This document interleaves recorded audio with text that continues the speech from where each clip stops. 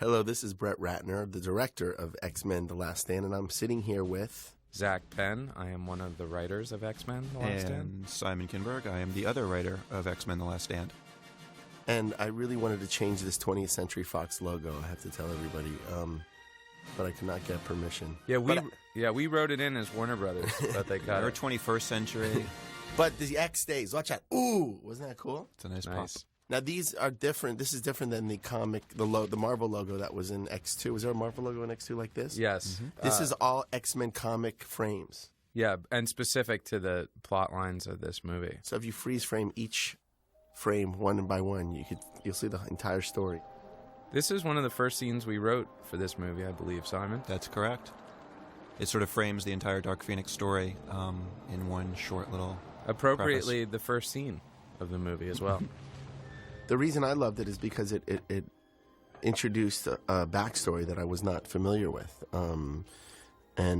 Actually, this car is my favorite car, and it was driven by dictators, and Magneto's somewhat of a dictator, so I thought it was a perfect car for him. We did a visual effect here. I don't know if you guys noticed yet, but we've aged them about... I'm sorry, is it aging them? De-aged them. Yeah. By 20 years. We made them look 20 years younger. It was a very complex effect. How is that done? Do they layer it over? Or? We take photographs of Patrick Stewart and Ian McKellen from like 20 years ago and kind of, yeah. And do they also work with like plastic surgeons? Yes. Well, that's on set for all the actors, I believe. Even the writers on this one. Pull their skin back with clothespins. I love the costuming here, the period costuming. They did a fantastic job. They really look like they're from the early 80s. We were to speak to her alone. Of course. I thought the parents were great. I mean, I totally believed that they were Jean Grey's parents. And this little girl, I thought, was a perfect match for young Jean Grey. One of the things that excited Simon and I about the opportunity to do this scene is that it establishes a slightly different history for the X-Men, the idea that Xavier and Magneto started the school together and that they went around together and recruited all these people, and that Jean was the one that they were the most interested and concerned with. And it's alluded to in X1, actually, when Xavier says that the only other person that knows intimately about Cerebro is Magneto because he helped him build it. And here you see an example of what makes Jean so compelling to both of them. Magneto sees the possibilities of her power. Xavier... That's Chris Claremont. And Stan Lee. Chris is the creator of the Dark Phoenix saga, among other great X-Men titles, which most of you probably already know. I love that line. I like this one. Thanks. We wrote that. Good line. Me and Simon wrote that. You control that power, I write the nouns, Zach writes the verbs. or let it control you. I think that line is actually a lot more important than some people realize in terms of the overall structure of the movie. And this scene coming up is one of my favorite scenes in the movie. I felt tonally, I think I did a good job. I must say so myself. Because The performance you got from this kid's pretty incredible. Well, because it's difficult working in an X-Men movie with actors that haven't been in an X-Men movie before. So it was very important to me to really keep the tone consistent with what Brian had done in the first two movies and make this third movie feel like part of one big movie. It's like the third part of one big movie. And I wanted to make sure that the scene was not tonally changing what Brian had done in the first two films.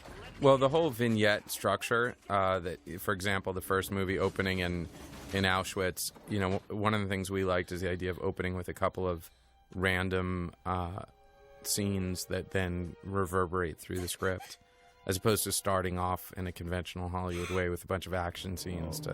And by the way, the father is Michael Murphy from one of my favorite movies ever, Woody Allen movies, Manhattan. Yeah, and in terms of preserving tone, some of it is directing performance and some of it is casting. You cast really good actors. So here you're hearing John Powell's score, which I was incredibly happy about and excited about his collaboration. I mean, he really, with his music, kind of shaped and helped create a tone in this movie and an emotional kind of resonance that I was looking for. And his music is exciting, but it's also at the same time has a lot of emotion. And a lot of leitmotifs where each, the Cure had its own theme, Dark Phoenix had its own theme, the Brotherhood had their themes, and they repeated in various kind of forms with different instrumentation. And I thought he did a brilliant job with the score. The one shot that I remember, that shot you had of Leech going into the... Yeah. That was a good shot. It's too bad it didn't fit in. This was a scene that when I came on the movie, I said to Zach and Simon, I said, what have they tried to do in the past that Brian hasn't been able to accomplish? And one thing that they said, and I said something that really is a huge huge importance to the X-Men fans, and both of the guys said the Danger Room. And I said, well, let's try to figure out why it wasn't able to make it into the other two movies. And not only was it something that was very expensive to do, but it always felt like it was not connected to the plot of the movie, because it's just really a training room. And I said, well, then we have to come up with something that is going to connect the dots and make it more part of the plot. And I don't know if it was Zach or Simon, but you guys told me about the Fastball Special. Yeah, I think that was probably Simon. I don't know who it was, but it certainly was trying to find a way to set something up in this sequence that we can then pay off later in the movie. So what we did was we wrote the Fastball Special into the end of the sequence, which then paid off in the third act, which when the studio read it, they said, well, and it was the climax of the third act, which is when they take out, Magneto. You needed this setup.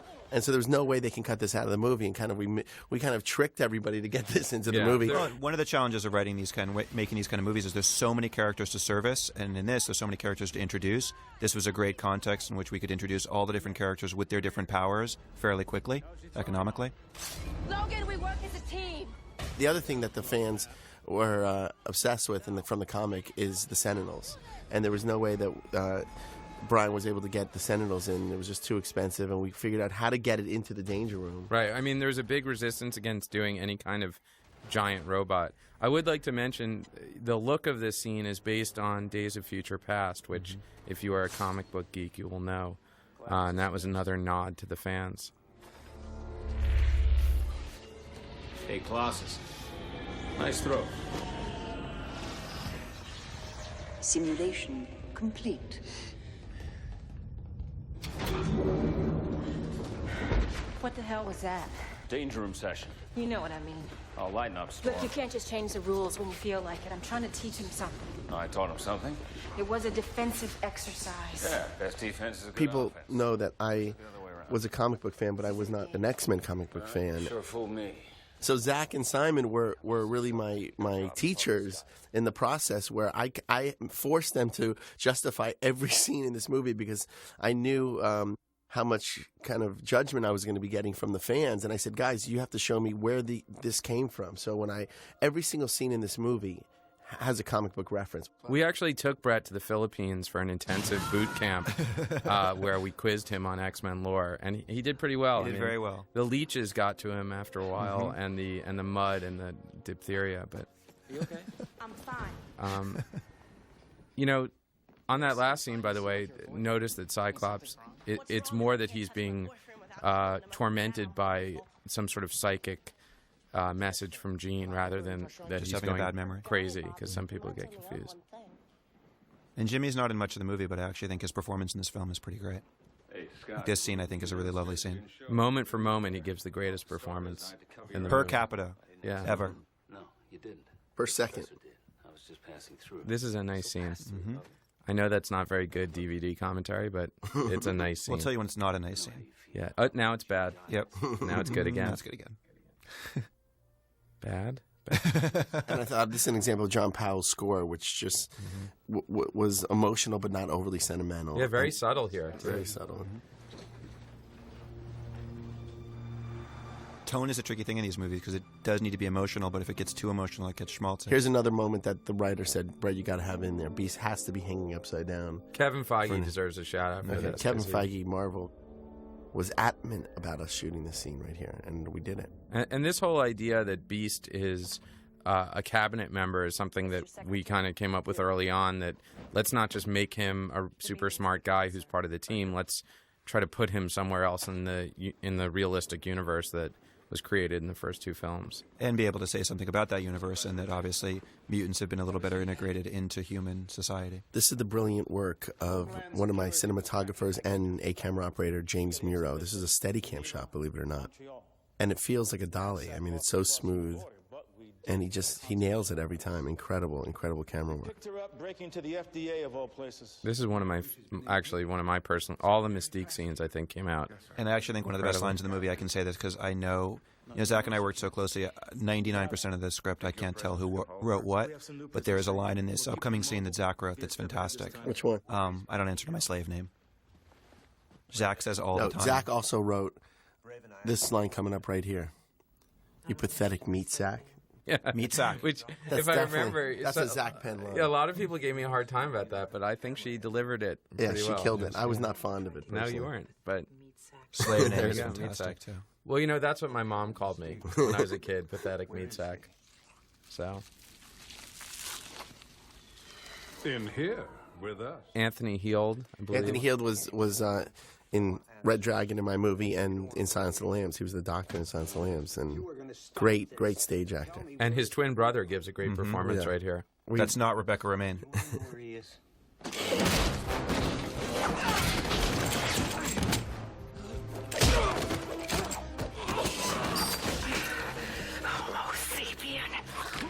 Great sound work here. They gave me one line. You know which line it was? But having They don't even know. They don't even know. No, we don't didn't know. even know I they was came to there set. that day too. In here with us. These people. I don't like that line. Yeah, can we That's go the one back? line you didn't like. But that's not why you called me here. No, this is. It's what she stole from the FDA.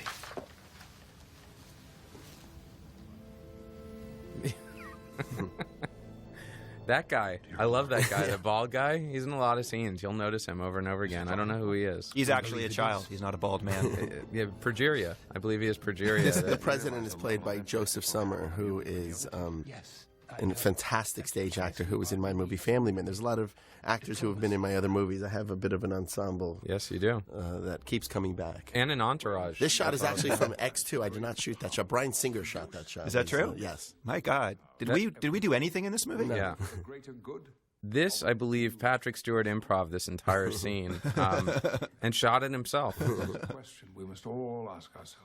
Here is our introduction to the lovely Kitty Pryde, played by Ellen Page. When is it acceptable to use? Yeah, I love these little. They did a great job. Whoever the people are who do the effects for these movies. John Bruno, our visual effects. Oh yeah, that supervisor. guy. No, seriously, I love that little effect of the girl who has the power to take notes. Yeah, and I like in one of the next scenes the kid with the paper airplanes. Well, I don't know if you remember this, guys, but we talked about like reintroducing kind of one of the greatest scenes in X2 for me was the reintroduction of the powers at the school. Was it X2? Yeah, X1 was introduced in the school, and then X2 they reintroduced it. But X1 really had that montage. And I said, what if people hadn't seen X1 and X2? We got to show people that these kids all in this school have power. So we try to do it in very subtle, kind of simple kind of ways. Yeah, and integrate it into the action. I've promised the fans online that I would mention you should pay very close attention to who that person lying in that bed is, because it's not some random person. I don't know if it'll be revealed on the DVD, but that's my little shout. And the nurse, and pay attention to the nurse, is Olivia Williams, who is one of my favorite actresses from Rushmore. And she flew all the way from England just to do that little scene, which is shot on video. Class dismissed.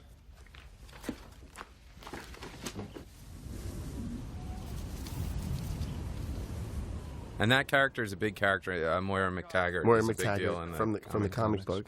And she is actually at the funeral, if you notice, later on in the film. She's Who is this actress? I've seen her before. She looks familiar. I know she plays Storm, but her name escapes me. But she's really good. She is really good. Halle Berry. That's right. Good call. Halle Berry. Good call. Thank you. See, subtle things like this, like the airplanes in the background, just kind of reintroducing the fact that all these kids here at this school are mutants and have powers. Right, and you can see there's a bunch of invisible kids behind them. Actually, there's the Stepford Cuckoos, right? Triplets. Triplet characters in the comic book deep that background there. Brett threw in as another Wink. Yeah, this movie is filled with little winks to the fans. Look at them; they even walk in lockstep. Yeah, they do. I think they are actually Hey, can I point one other thing out here? This line here is often misinterpreted, where she says, she's about to say, there's something you're not telling us. And most people think it refers to the cure. There she goes. But it actually doesn't refer to the cure. As Simon will tell you, it refers to Jean. It refers to Jean. It refers to the fact that Xavier has this feeling that something horrible is going to happen, and it's not. That, by the way, is in some form set up at the end of X2 when he's looking at the window, and that you cut from that to Jean under the water. I love this moment when they mentioned each other's hairstyles, because we actually changed her hair in this movie, and it's another wink here. I think that's what we came up with a line after all those endless discussions about her hair. Yeah. By the way, Brett, you did an amazing job with her hair. Thank you. Because Brett did sit down and say, we're changing her hair. And everybody got a chance to wear the wig at some point, I think. Zach more than most. I think the hardest thing on the movie was getting the beast right. Getting the look and the color, and we did endless tests on making that color the right blue. Yeah. Oh, look who's talking! I love that. Magneto's not the problem. That was our reference to the movie Look Who's Talking. Yeah. This whole movie is suffused with references to Look Who's Talking. Yeah, as you'll to see. any John Travolta movie, really. Mutant X gene. Yeah, this one is, I believe, Staying Alive right here he refers to. The dance sequence later, actually. Yeah.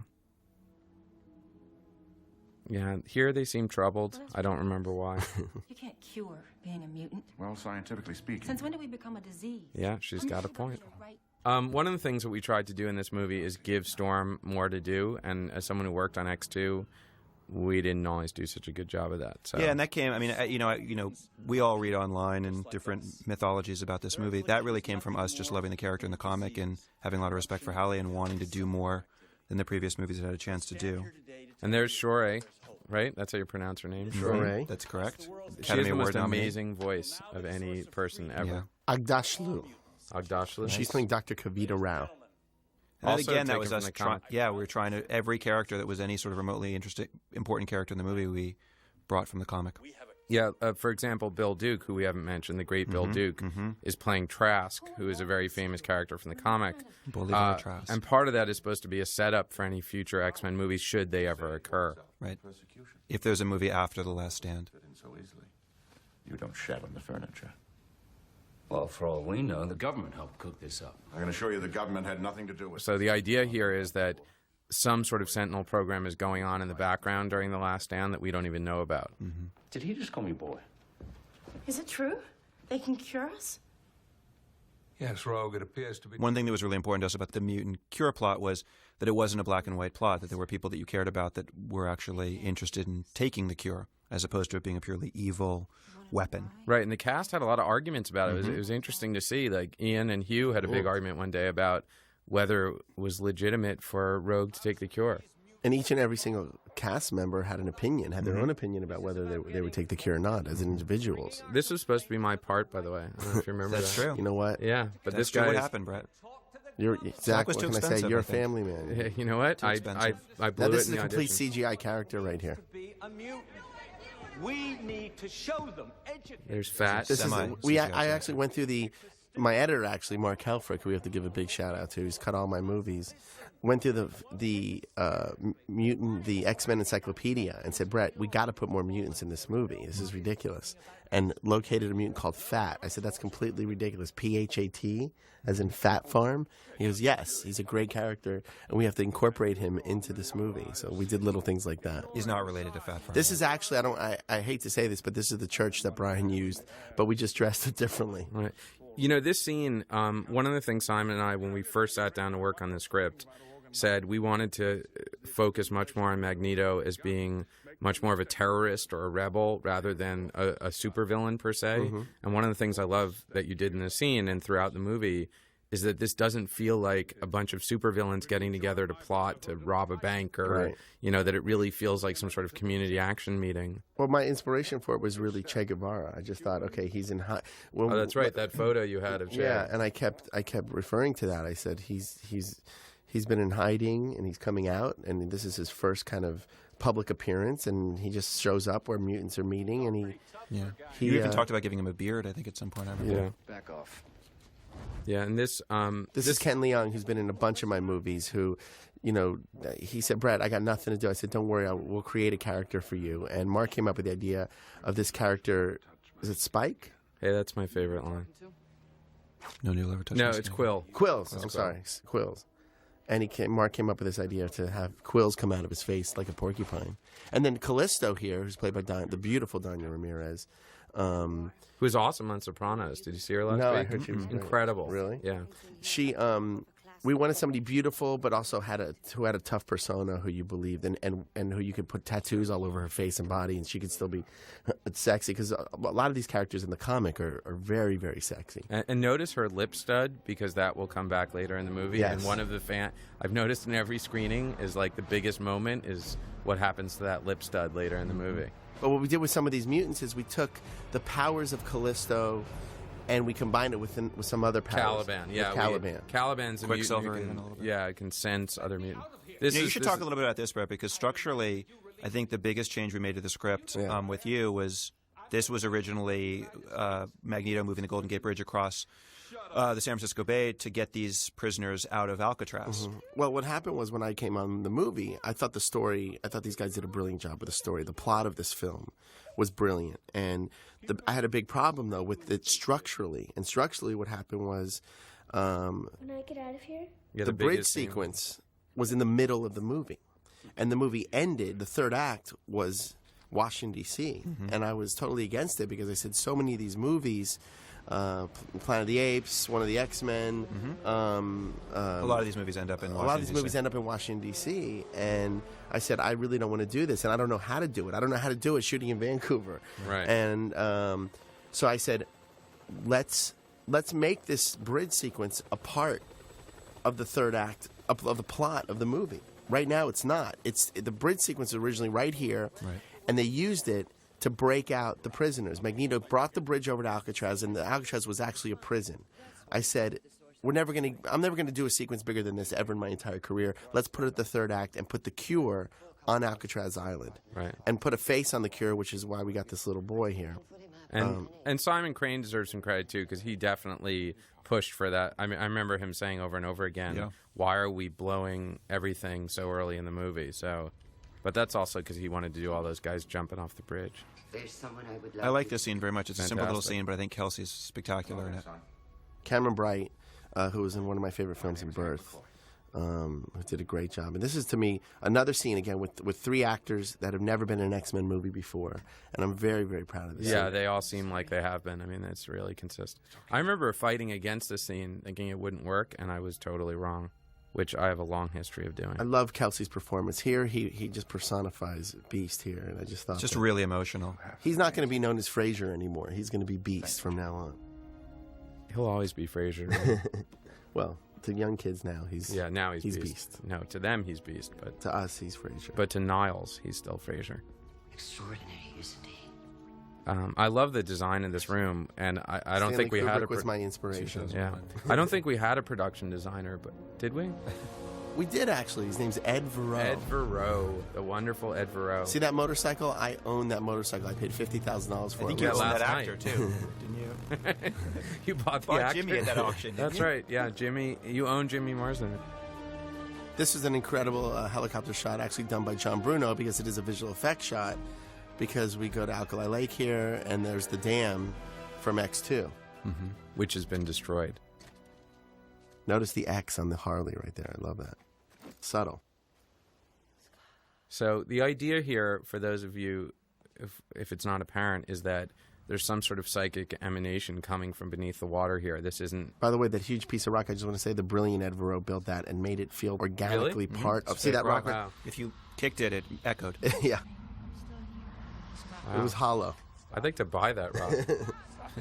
Put it in your pond at your mansion. I've always thought that the impetus of this scene is that Jean is... Hold on, one second.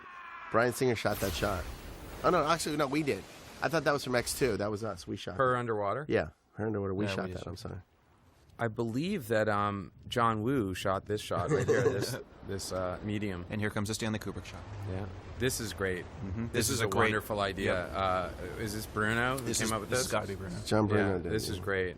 And this is a very interesting choice made here, that instead of actually showing Phoenix rising from the water, it's all kind of done with light and reflection off of Scott's face. Well, And thank you're you. watching Scott's reaction before you're actually seeing what he's reacting to. Well, I had you guys showed me the reference from the comic, and I just thought, and I thought that's what Brian did so brilliantly in the first two movies, that he took the comic book and grounded it in reality and made it work in a cinematic world. And that's what I tried to do here. I said, look, visually, it's incredible in the comic book, but if you take that and put it in the film, it's going to look hokey. Yeah. So it's kind of amazing that she comes out and she's not wet at all. Yeah. Well, she was in a cocoon. She was wrapped in a cocoon. Telekinetic energy. We explain that later. Simon, if you want to stay after, we'll take you through. I just have to watch the movie, I guess. Yeah, you really do. That's why I told you to read the script. No, I was not. Because Simon only read the scenes. He only wrote them. He didn't read them. Well, he'd read every other word. Just the nouns. Here again, another score that is not sappy. It's kind of it's our theme, but it's emotional at the same time without. This is a pretty rough scene, by the way. If you're a small child, you should turn the movie off now. That's true. And not just because of the wig. Because of the kiss. Oh, no, I meant the wig. Oh, sorry. Yeah.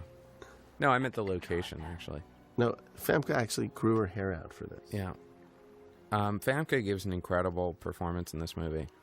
She came with it. She really came with it. She did. She brought her A game. She did. And if it's hard playing someone who is two dual personalities in any. I experienced it with Red Dragon with Ray Fiennes, and it's not easy. And if she didn't deliver, I don't think this movie would have worked as well, because she was really the emotional kind of. This scene, by the way, Brett, is directly from one of the comic books. One of the most touching moments where she is able to finally see his eyes. Yeah. Again, a brilliant job by the visual effects guys, because we wanted. We wanted the visual effects to be the background, and we could have easily gone horror filmish, and we tried to make it as subtle as possible. Now, one thing that's happening here that's pretty subtle is that Professor Xavier's hearing is getting some sort of psychic emanation from Scott and then reflecting it around the school. Right. Which, one of the things I like about these movies is you do have to fill in the blanks for yourself. It's not like there's someone there to explain it for you. I thought Hallie and Hughes doubles did an incredible performance walking through the fog here. They were. I'm not 100% sure what these lines mean in this scene, but they are there.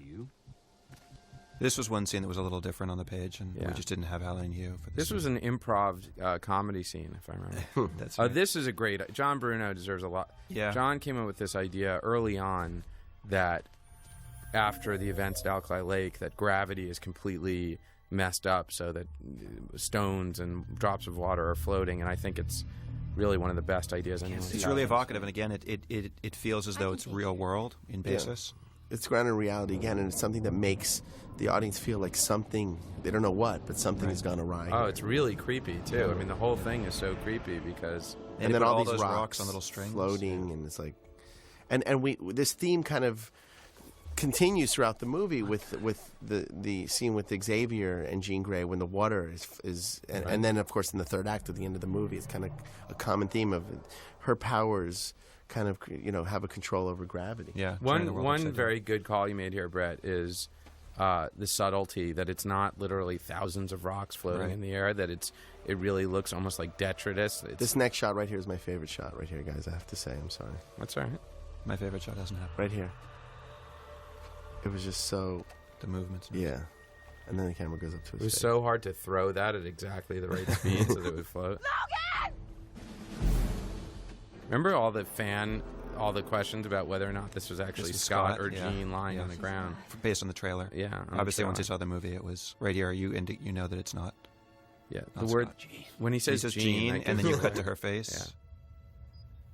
This scene, this is collapsed on top of Jean should have. Here's the explanation for how Jean survived. Yeah. We did not have a lot of time to do it. Exposition. But I like it. I think it's important because otherwise you would not understand. And wasn't it based on an article we read about someone having survived in a cocoon of telekinetic energy? You know what? It was my uncle. Oh, that's right. Actually, survived in a cocoon of telekinetic. So it is. It's also based on. It's totally real. Yeah. I mean, it could happen to you. No, but the whole idea. I mean, this is really our reinterpretation of the explanation of Phoenix, and we both, from hardcore fans, give us hell about it, but I think we are pretty proud of this decision. Well, and we were trying to do what Brett said, which is make it real and make it grounded in reality, and we weren't going to have a Phoenix that was blowing up planets in other galaxies. And made of a cosmic entity. But at the end of the day, you still got how powerful she really was. Yeah, definitely. That she was also a split personality, which is something that's evoked in the comics. I think as far as costumes, by the way, if you look at Juliana Makovsky, who is our costume designer, did a brilliant job. No, not the T-shirt, but really like Xavier's wardrobe, all the wardrobe in the whole movie was just it was consistent with the first two films. Yeah. But she just kind of took it to another level because this movie I think is an edgier film, is a somewhat of a darker film. Yeah. And she did not take you out of the movie at all. And also Famke's cleavage was perfectly placed there. I don't know if you know this, but that is Simon's blankie. That's draped over her right there. That's a security blankie that he brought up to the set. And I let them use it for a day or two, and then I took it off. You were pretty sad those days. Yeah, you were curled up in a fetal position. That was most days. But. Oh wait, this moment here. Absolutely, I love it because this, I've never seen in an arguing. X-Men movie that they had any kind of argument ever. It was the first time. And that it's valid, that actually we've created a little bit of a darker, more problematic Xavier than you've seen in the other movies. He's very angelic. And always right in the first two films. But we're revealing something you've never seen that he and also you're revealing that his anger is showing you that he's feeling somewhat guilty about. Yeah, right. Let's give a shout out to us. Good job, us. Yeah, that was good. Mm-hmm. I like that. These people are against the cure. Some are desperate for this cure, while others are. This is a great scene that I think we have to give. I don't remember who came up with the original idea for this, but whoever it is, it was smart. The whole idea of Worthington curing his own son. Is Secretary McCoy going to be a problem? Hard to say. His political views seem somewhat at odds with his personal issues. Excuse me, sir. Your son's arrived. Good. By the way, I love Dante Spinotti's cinematography. And here comes one of my favorite shots in the movie, speaking of Dante. That's my favorite shot in the movie. Yeah, that's awesome. Because the reason the photography in the scene I love especially is because that right there out that window is a backdrop. It's a translite. Right. The color in this scene is fantastic. Yeah. They did a great job. And Ben Foster, that guy got more ripped quicker. When Ben Foster showed up, he was like the skinny little twig that I was in high school. And 2-3 months later, after working out 18 hours a day, this is what happens. Again, this is another thing that was completely the most difficult thing aside from Beast was these wings. Oh my God! I mean, it was unbelievably difficult to figure out. And Juliana, along with Juliana's collaboration, figured out how to. By the way, that shot was done by my editor, Mark Helfrich.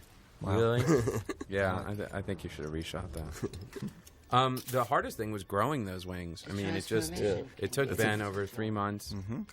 But if you work out as hard as he did, anything's you'll possible. Wings. This whole scene is incredibly tense and makes me uncomfortable. You did a good job with this scene. Thank you. Who, me or Zach? No, you, Brett. Oh, you. You directed it. You directed it, right? Yeah. Not Mark. I was there. Yeah, Brett directed. One of these orderlies is actually Zach Penn. No, that's me on the left. Either one of them, Zach Penn. Ben Foster. He's intense here. I have to say, the casting of Ben Foster. I thought he was perfect because he. Originally I was looking for, because I had all these comic book references, I was looking for this angelic, beautiful, blonde, gorgeous man, and then I realized, you know what, I got to get the best actor. I got to get somebody who had kind of the emotionality and the angst that. Well, no, I remember you saying that you wanted someone who looked more troubled and angst-ridden because that's what. And that was a good call. Based on his... And Ben is pretty amazing. They just took the wires out. But otherwise, it's all... By the way, that was a second unit shot of him jumping out that window, and I walked by that day just to check it out. And I actually saw Ben Foster hanging 60 stories up from the building. That's one thing that Simon Crane does in all his movies is he tries to actually do everything practically. Hey, so this scene, I have to say, came from an idea I had for X2. I wanted to do this convoy sequence, and when we got the opportunity, when Brett moved the bridge sequence, we suddenly had the opportunity to do this. And make it a convoy, yeah. And I was actually, I was against it because I thought it was going to be too small, but then I thought, you know what, it's a great way to show Magneto's power with, throwing these trucks around and cars around. And it's also very similar, actually, in style and length to him breaking out of the prison. You know, the Magneto scenes are usually, because he's so powerful, are shorter than you expect them to be, other than the bridge at the end. And this guy gets his. And see those legs going up in the background? Just very subtle. She breaks his. Told you so. Yeah, he's dead now. I like this. This like is this. awesome. I love she this. reaches up there. I had 3 days to shoot that scene inside there. I was there like 3 months or something. It was like, I could not get out of that. It's very difficult shooting in a box, you know? That's why we wrote it in a box, to make it difficult for you. About time. Now, originally Gambit was supposed to be in this scene, but Xymen felt he didn't need to be in the movie. Simon's amazing. That's amazing. Please send all letters to my house directly. No, that had nothing to do with me. We all felt, top to bottom, that card tricks either we wanted to give visual. Well, either we wanted to give Gambit a real role in the movie where he would have a role like Beast, and Angel, or he would not be in this movie because a cameo just isn't enough to do him justice. There's Eric Dane playing multiple man. This guy does. I know Eric obviously through you, but he does more with his like 2 lines of dialogue. Yeah. Seriously. I know. Well, a little glance here. That's awesome. He's a cool dude. Juggernaut, another difficult thing. Another difficult. Yeah, this wasn't easy.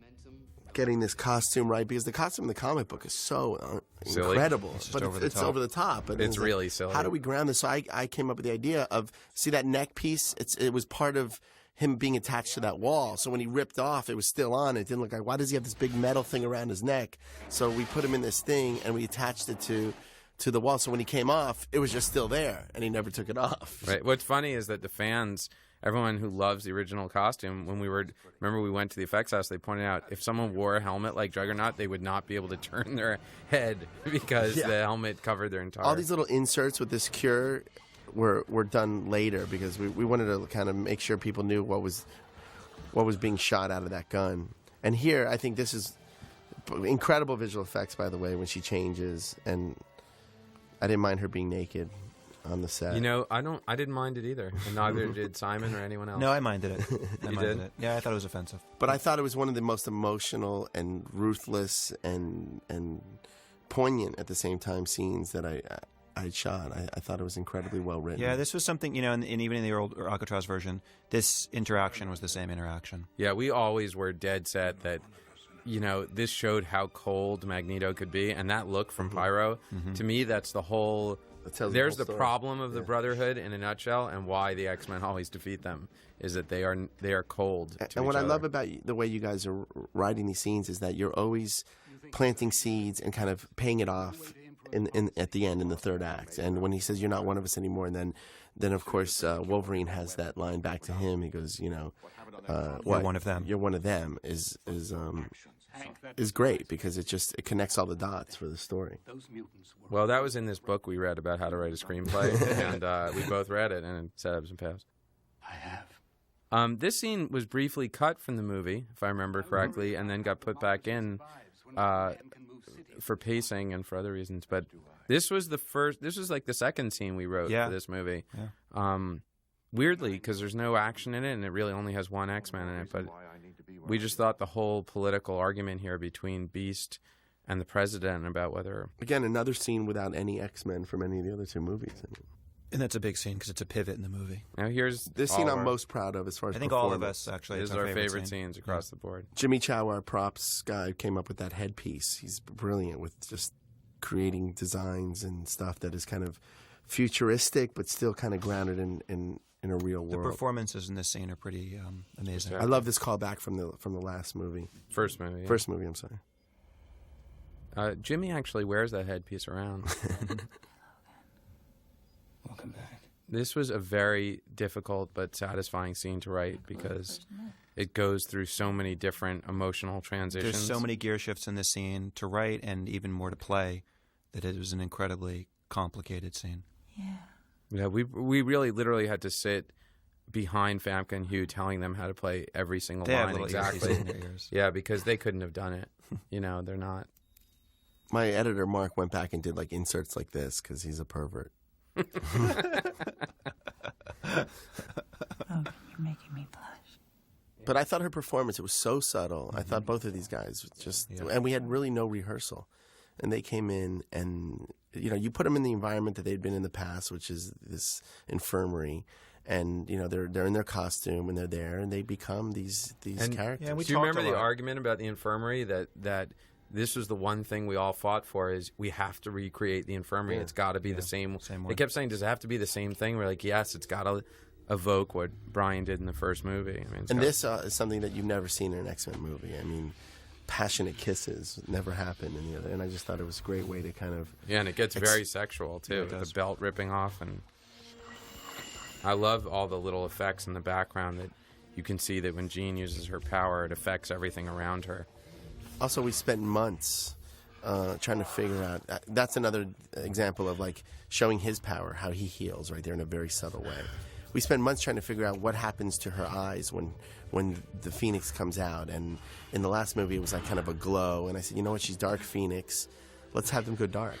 I mean, but it wasn't that easy. I mean, I'm simplifying it, but really it was months of tests of looking at different colors, different textures, lights, what happens to her skin, what happens... And I think what we came up with is something very subtle, and it kind of really exemplifies the difference between Jean Grey and Dark Phoenix. This is where the scene gets really complicated, I think, performance-wise, because they start really shifting in and out of different identities, even, and certainly different emotional responses to things. And we were pretty specific about where those gear shifts would take place and where those transitions were inside the scene. The actors really knew exactly where they were shifting in and out of. This scene is a minefield for actors. I mean, it really... I know it's going to sound like we're just kissing their ass because they're taller than us, but if Hugh and Famke were not as talented as they are, this scene could have been a disaster. And they took it really it's seriously. like a triumph. And we shot the scene early on in the schedule. Tell me what happened to Scott. Jean, tell me what happened to him. I think this was actually like Famke's really first day of acting, because the first day was her on the slab in that last scene just laying silently, and this was the second day. And so when I saw that this scene worked, I felt like we had the movie. We had the emotional core of this movie. I love that shot. That's a great detail. Look at me. I mean, playing a schizophrenic character, as you say, from Red Dragon is very complicated, and she did a lot of research and watched documentaries about schizophrenics and took it very seriously. Look at me. But she would go there. I mean, it wasn't easy. She was immersed She is in schizophrenic. Just a little. Yeah. And but I believed every moment. Every moment of her on the screen. There was not a moment where I felt... Kill me is a good... I mean, that was a trailer moment, obviously, but... I mean, that's a pretty dark thing to have in a summer movie. A character who's pleading to be killed. I don't want to fix it. Awesome.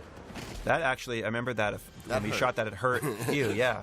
His button got slammed into his chest, and he got a little bloody there. Hey, what made you decide to go with all the little pieces? Well, because part of her power is atomizing. Right. So I said, you know what, let's foreshadow that. Show like things breaking apart and then slamming. I remember you debating that. You were like going back and forth about it. This was the one set piece that I wasn't fond of, and I didn't have an idea, so I just went back to the first movie where he had this kind of underground layer, or it was on an island, right?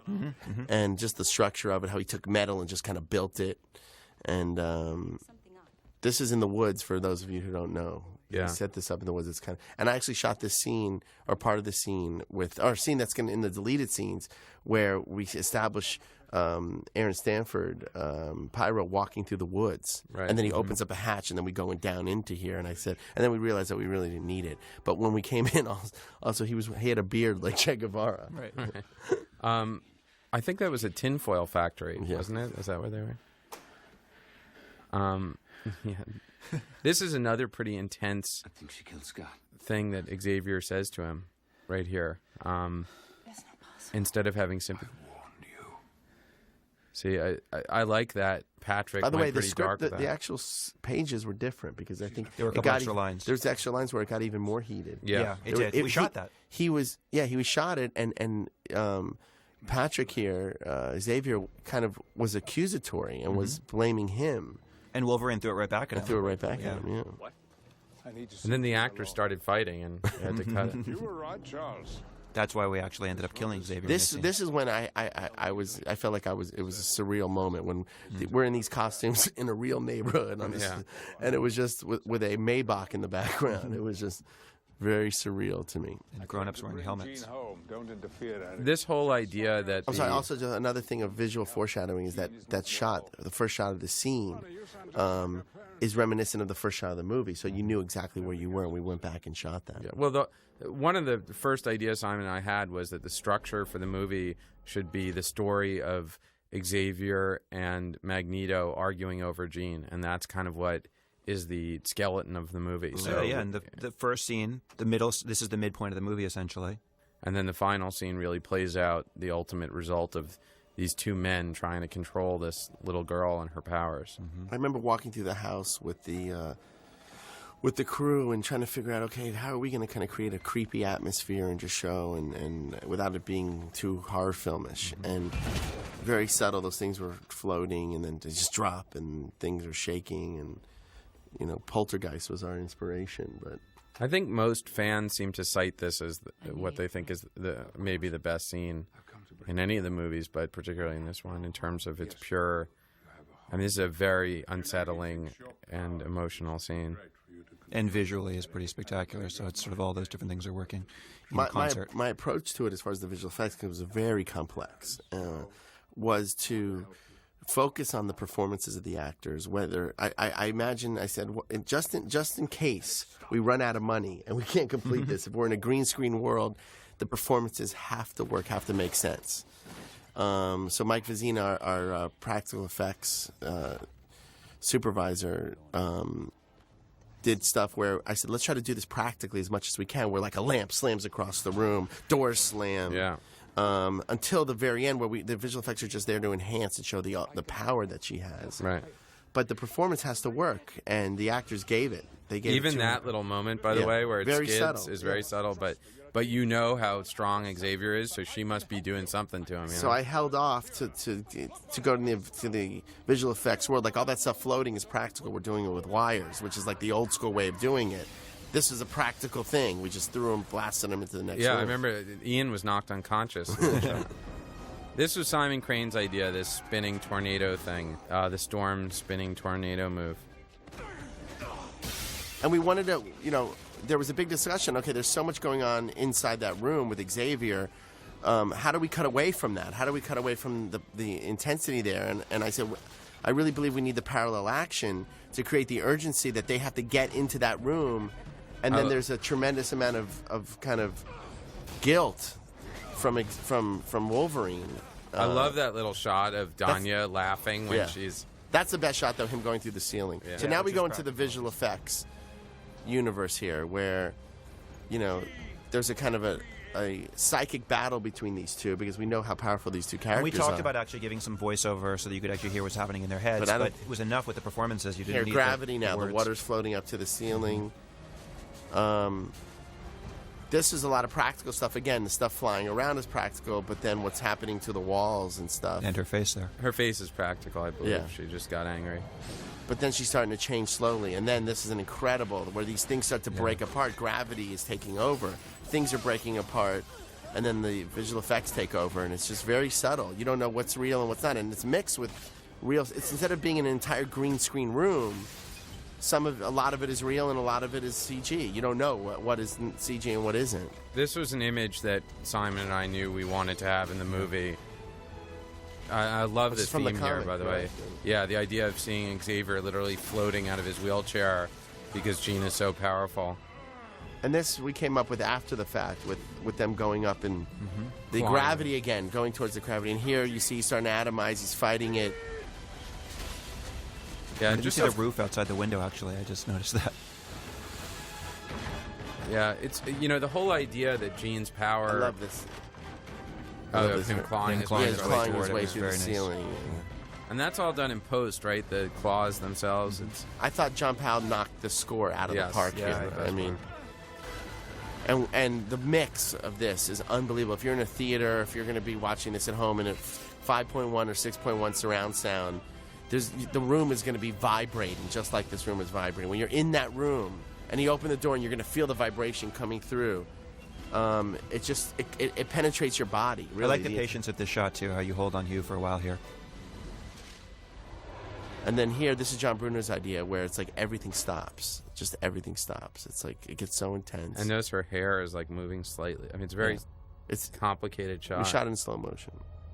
So hard doing this practically. Don't let it I'm kidding. It was an effect. We didn't. And John Powell just carves out the music here, and they look at each other. And this is our Obi-Wan moment, which I thought he looked at him like, it's going to all be okay. I know I'm doing this for a higher purpose, for another reason. Well, I'm allowing this to happen. Well, part of the reason why he's allowing that to happen is he's, as you will find out in the secret scene at the end of the movie, he is doing something at that moment to make sure that he has some hand in what continues. But there was that moment that I really wanted in there, which kind of expressed to the audiences, like, it's all going to be, there's a bigger reason that I'm letting this happen. And whether it's for Storm to rise to the occasion and become a leader, whether it's for, the X-Men to learn something and to grow, he had to do this. Yeah. For a greater purpose. Sort of good parenting. Yeah. This, I thought, was a great scene as far as performance-wise. It's very hard to, Hallie and Hugh are just excellent actors, and they killed it. The one thing I wish I did was lose Hugh's tongue here. You'll see. It popped out like a lizard, and I didn't see it. Oh, I can't. Oh. I think they cut it in post. And again, a score that's very emotional, very poignant. Now after that, you can slow down the pace here. We've earned it, and so we did. And in fact, I think we took these 2 weeks off during production, just let other people shoot it. Jimmy Murrow directed this. Now this is sad. It's sad. We live in an age of darkness, a world full of fear, hate, and intolerance. It's an interesting cameo right between Sean and Anna there. Matt. What's up, Matt? Xavier was born into a world divided. So here is Olivia Williams, Moira McTaggart, if you notice that she's there. Who in the comic was Charles' lover. And we're going to see at the end of the movie. What's that, Simon? She flew all the way from the Scottish Isles to... on a plane. Yep. Charles was more than a leader. This was a beautiful garden that was actually shot at the X Mansion. God, but there were so many bees there. Yeah, there were a ton of bees. I must have shot 100 kids crying. Yeah, I mean, that was but just forever. Like these poor kids would cry for like 25 minutes, half an hour. Yeah, I thought that was kind of cruel of you. Yeah. And not even to enjoy it. Strangely, Hey, I cried a lot as a child. I hope this was cathartic for you. The weird thing is all the kids that you had crying even when the camera wasn't rolling. That was the part where I thought, you know what, Brett, you're taking this a step too far. Yeah. Some of the kids had a hard time crying, and I had to kind of push them a little bit.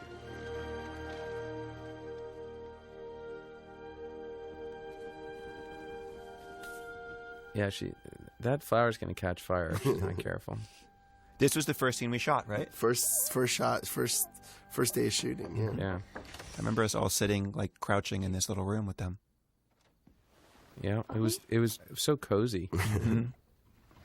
Ellen's Sean's fantastic. They're both really good in the scene. Except for that blue in the background where we could have like blue screened like a fish bowl or something, a fish tank in there. Oh, you mean there? Yeah. Yeah. This is also a direct reference to the comic. I mean, one of the things I remember so distinctly from when I started reading X-Men is the scene where Xavier goes to Kitty Pryde's house to recruit her because, first of all, she was Jewish, which was very unusual in a comic book to admit that. And second of all, it really made, she was a young girl in the comic book. I mean, it really made you feel like this is not a superhero team, this is a school. So we try, this little story she tells is a direct reference to that. And this next scene is also a direct reference, a scene lifted from one of the comics that we actually had photocopies of on the wall where we were working. Pretty much we took photocopies of the scenes, pulled the dialogue out, slapped it down on a piece of paper, and handed it in as a script, and we got paid. It was awesome. Here, this was very difficult because we built this pond, and it was huge, and we had to do a practical pond with water. We had to put concrete in there and make it work with water in there, and then tear it down and then build this ice pond. It's so weird how in a movie, I remember them saying it's really difficult to make an ice pond. And I was like, really? We can move the Golden Gate Bridge, but we can't make a pond out of ice? But it's pretty hard, I guess. Guess I don't know what I'm talking about. We went back and forth at the end of the scene as to whether debate whether they were going to kiss or not, and we shot it. We shot it, and it'll probably be on this DVD, the alternate. But I really think that we made the right choice because, we didn't want to make the audience not like Kitty Pryde. Yeah, she's unlikable. and Bobby. Bobby. You want to be rooting for Bobby and Rogue's relationship, and this is a complication, not an affair. I kind of liked that they kissed because I thought it took it a little bit darker, but I guess it was too dark. This, I think, was a brilliant performance by Anna Paquin. This is a good scene. Need a lift, kid? No. Where are you going? You know, one of the things we all loved about this franchise is their relationship. I mean, it was probably mined the most in the first movie, but also I got hate continued in mail the from second. some fans saying, why didn't I hook them two up together? And What? Yeah, there's all these obsessive people. It's just one of those weird things that fans have. Like, you know, they just want to see these two characters hook up. It's just... So this is like her father. You know, can I ask you a question? Wasn't it, if I remember correctly, Anna was shooting another movie while she was making it. So we had her for very limited... Like, because someone was asking me the other day why she wasn't in the third act, yeah. and part of it is that we didn't have her. We didn't have her. Yeah. So, But she also went away to take the cure. So right. In real life, too. she was cured. What could she do in the back? Well, that was partly what led us to that decision, is that, you know, when you make a movie with 16 main characters, you can't, you have to make by the way, hard she had decisions. a lot to do in the first two films, Yeah. where Storm had little to do. So, but my focus really in this version was to not only make it a kind of a more emotional story, but to kind of bring the women to the forefront of this story because of the fact that Dark Phoenix, it was a Dark Phoenix story. Yeah. And there's a lot of new mutants to surface as well. Right. So, You know, I didn't notice till I saw the movie last time that hawk sound that's flying overhead. Yeah. Comes back later. This was a scene that was written a lot of different ways, if I remember correctly. it's a nice shot.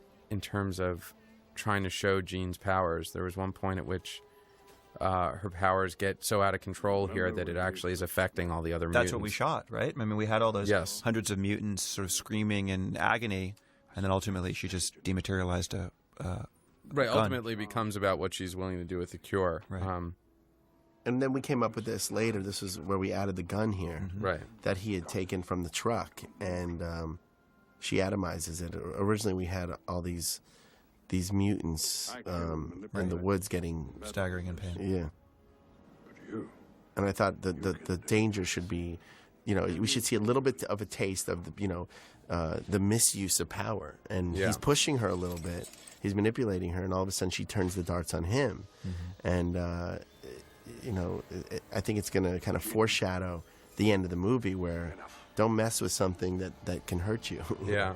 You know, one thing also is that the key difference between Jean's power, obviously, and Magneto's is shown here, which is that Magneto can control metal, but literally Jean can control things on a molecular level. So that's what makes her power so unstable. And so much greater. Yeah. Because if you can control molecules, there's pretty much nothing you can't do. This close up, this last shot was a shot we did in England because he was doing a play and I had to go back. With Brett wearing the wig. Yeah. This shot? That one there? Yeah. Who was wearing the wig? It was me. It was you. This is one of I think, the best lines in the entire movie coming up. Yeah. It was the most poignant line, I think, for sure. Charles lived. We wrote on the day, actually. I thought Andrea Brown did a great job on extras casting in here, actually, I got to tell you. Charles Xavier did more for mutants than you'll ever know. But this was actually written on set. I mean, you know, one of the nice things... I thought the light also was so beautiful here. It was nice that you actually let us hang... You know, there's a lot of movies where the writers aren't around set, let alone really part of the collaborative process. And I love having the writers. Brett was, as long as we were willing to, like, run calls for him and stuff, we could have... Abused children, whatever he needed. We did. Right. If we could make kids cry, we could be on set. We No, ran. Brett deserves a tremendous amount of credit for being... what do we do? So good to writers, all of you writers out there. Yeah, no, we were there from start to finish. You guys wrote the script, and you know, when a line isn't working, I need.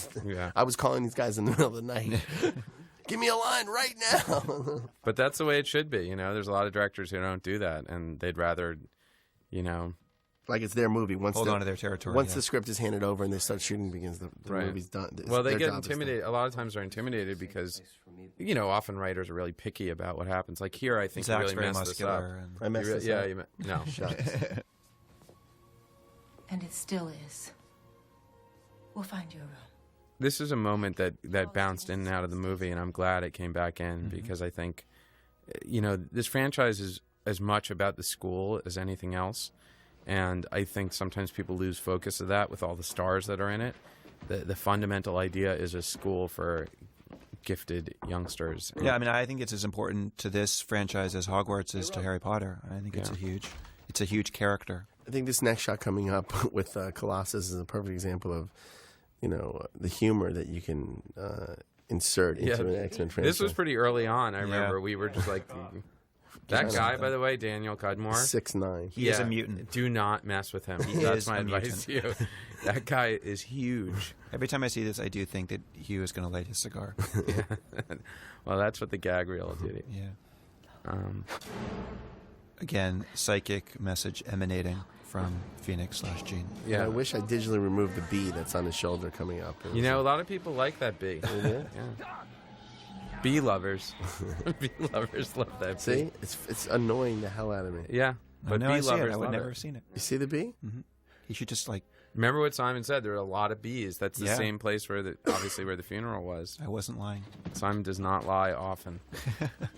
Thanks for that caveat. Here's another key thing that it's been coming up online in the Q&A that Simon and I have been doing, that a lot of people interpret the movie that Logan and Jean are in love with each other, but what's very clear when you watch the movie again is that Logan loves Jean, but it's totally unclear whether Jean's feelings are returned. She's in lust with him, but part of the reason why this scene was so essential to Simon and I was it's exemplified that he loved her. It's the one place he admits, I was in love with this woman. It's the closest this character would ever come to admitting it is to say nothing when somebody accuses him of it. Exactly. He's never. I mean, we tried a version where I think he said, "Because I love her," and it just works better when somebody spits it at him. Now it's time we make ours. I really like Hallie in this scene. I think she's really strong and focused. And pretty. She's also pretty. She's pretty in all the scenes. That's true. I think that's the best shot in the movie. I wasn't going to say that, Zach. This was reshot, and I thought you did an excellent job. Not reshot, it was a new idea. Yeah, but remember you reshot. I love the way you did this kind of POV. Yeah. You remember that? Didn't you redo this handheld? It was originally... No, it was a new scene. I don't know. I wasn't really paying attention to the production. No, we did. We rewrote the scene to put in the movie, and you went back. No, it was written and we never shot it. That's what it was. And then after I saw the movie, I said, guys, we need this scene. But we also rewrote it before you went back. Yeah. Right. She's pathetic. This is nice to set up their animosity, obviously, in the fight. Because we were going to have a great fight in the third act, and I said, we got to set this up, guys. That's what we're missing. I mean, people know that these two characters from the other two movies have issues. Let's set it up just in case you haven't seen the first two movies. And that's the kind of thing that quite often when you're making a movie, you see a cut of the movie and you realize, you know what, we really need a moment like this because it's not... it just didn't carry over enough from the last movie for you to understand it. It's tricky, too, when you're making a sequel because you have basic assumptions from knowing the first two movies so intimately that the audience doesn't have. Even the people that have seen the first two movies, it's been years since they'd seen the last. This idea... Bin Laden. This idea, but also is directly from the comic. Was it Grant Morrison? There was one of the issues. So you're saying Bin Laden took it from the comic? Yeah, Bin Laden. Most of his ideas came from comic books. Stay out of our way. Yeah, I guess there's been enough time for us to make Bin Laden jokes I'm not at this sure. point. Yeah. We're trying to track him, sir. We're working hard. This was a pickup. We went back and did this. We wanted to kind of amp up the government kind of intervention. Yeah. And secure Worthington Labs. I want troops armed with cure weapons deployed immediately. Yes, sir. And this guy wasn't Bush, but he wasn't quite Clinton either. Yeah. He was kind of... He's pragmatic. I mean, he's not conservative or liberal. And the truth is, this is a response to what is actually some form of terrorist attack. Sorry, this voice here is the guy Arlie Ermey. Yes. From Full Metal Jacket. I said, I want the guy from Full Metal Jacket doing this. Now, can I ask one question? No. Was this because we did not script this specific voiceover? This was this to make it clearer that it was plastic weapons? Was that the issue? Yes. Okay, just checking. I saw this movie with someone who actually recognized Lee Ermey's voice really? while he was watching it. Wow. And that's why I did it. It was Lee Ermey, I believe. Yeah, well. A lot of Kubrickian references in this movie. Indeed. The White Room, the Lee Ermey. The whole movie reminds me... This is the one thing I hate more than anything. That sign, Mutant Cure Shots available. Every time I see it, I cringe. Yeah. I like... We have that outside the editing. Yeah. Brett, this shot reminds me of Barry Lyndon a lot. This is my inspiration.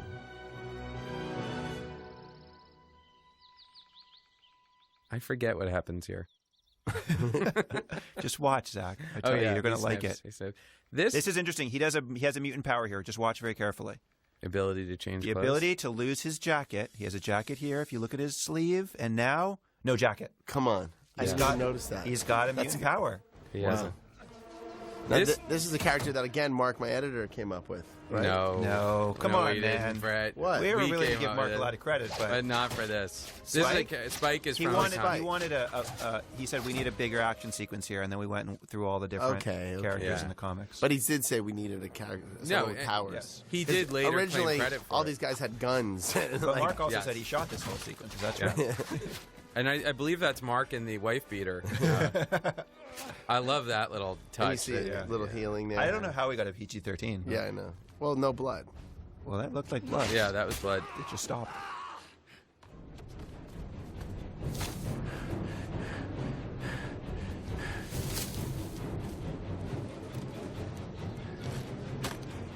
This is a really cool. Hugh Jackman jumped 40 feet and did a back somersault, believe it or not. Is that real? Yeah. He really did that? On a wire, but yeah. On a wire, yeah, but it doesn't It's matter. amazing. No, it's crazy. Jumping 40 feet off a tree. Yeah, you'd do that, Simon.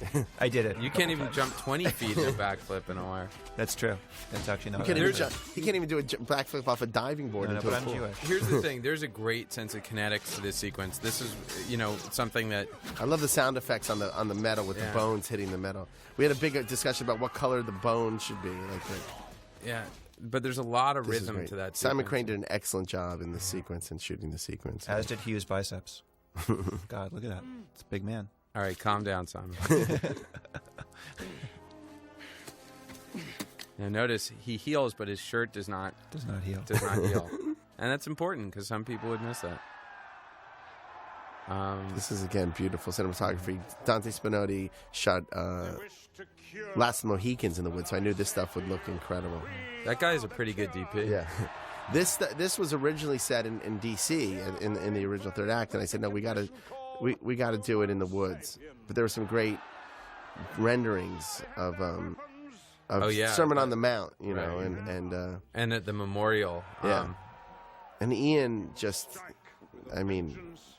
he gets into this mode where he's like Mussolini up there. It's incredible. Yeah. Yeah, and that's one of the great ironies of Magneto is despite having gone through the Holocaust and despite having been persecuted as a mutant, that he cannot help but turn into a bit of a megalomaniac. And that's really what Xavier's whole Power argument. corrupts. And absolute power corrupts absolutely. We wrote that. We actually wrote that motto. There was really only 2 extras there, but we duplicated it. Yeah. My baby son was there that day, actually. He was really freaked out by all the screaming. Is that true? Your baby Toby was there that day. Yes, he was. Both Simon and I had children during the making of this movie. And their names are Magneto and Xavier. No, my son's name is Logan. And mine's Juggernaut. My son's name is Logan. I'm not kidding. No, I'm totally serious. He's actually being serious. Mine's Toby, named after Tobey Maguire. Sorry. This is one of my favorite scenes right here. I love this first line. I know the smell of your adamantium from a mile away. I didn't come here to fight you. Smart boy. I came for Jean. I thought the wire work in this movie was excellent because to make somebody float and make it look real is... Yeah, the way it's so still, the way he's actually, not wobbling. he was on a skateboard. I'm sorry, there wasn't wire work. The skateboard work in this movie is great. It's almost as good as in Gleaming the Cube.